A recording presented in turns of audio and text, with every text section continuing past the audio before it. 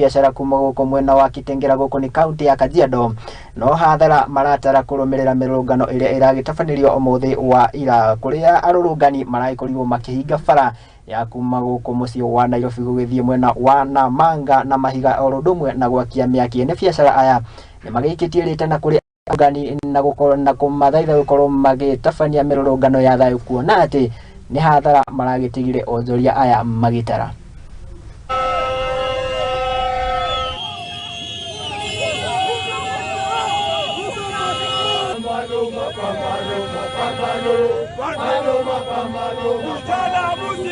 Siku hii ya leo kitu ambayo imefanya nikaingia maandamano ni kwamba wabunge ambao walipitisha mswada wa finance bill, wale wabunge ambao wametufanya sisi wananchi tuingie kwa barabara kwa maana Wakenya wanaumia na mzigo wa uchumi. Unga iko juu, kila kitu mpaka saa hii naongea mwanafunzi wangu wako kwa nyumba kwa sababu ya school fees.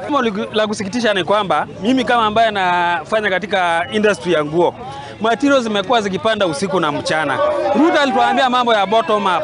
Bottom up imekuwa up bottom. Tunashindwa tutaelekea wapi? Maana yake sasa sisi ni kama tunaishi kwa neema ya Mungu.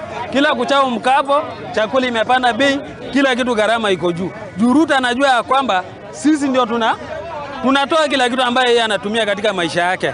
Maisha imepanda kuliko vile ilikuwa inakaa. Leo hii tulikuwa tumeambiwa kwamba vitu zitateremshwa. Badala ya kuteremshwa ni kupandishwa juu. Mafuta imepanda, NHIF ndio tunalipa 1000 badala tuliambiwa ni 300. So hakuna kitu ambaye Ruto anatusaidia hata kidogo. Kila ambaye tungeweza kuomba Ruto aweze kutoka kwa kiti, tuweze kupata kiongozi ambaye anaweza kutusaidia. Kwa sasa hivi hatusaidiki, manaka ukienda unga unapata unga iko 200. Ukienda kwa hospitali unapata matibabu iko juu. Madawa kuna. Tunatafuta kwa hospitali za kipekee. Kila ambaye mafuta petroli imepanda juu. So hatuna mwananchi tumenyanyaswa, hatuna haki yetu. Ile bottom up yenye alikuwa amesema kumbe ni yeye alikuwa anaenda kujisaidia. Kitu ya kwanza hapa tuliambiwa mama mboga ataingia katika serikali. Boda ataingia serikali.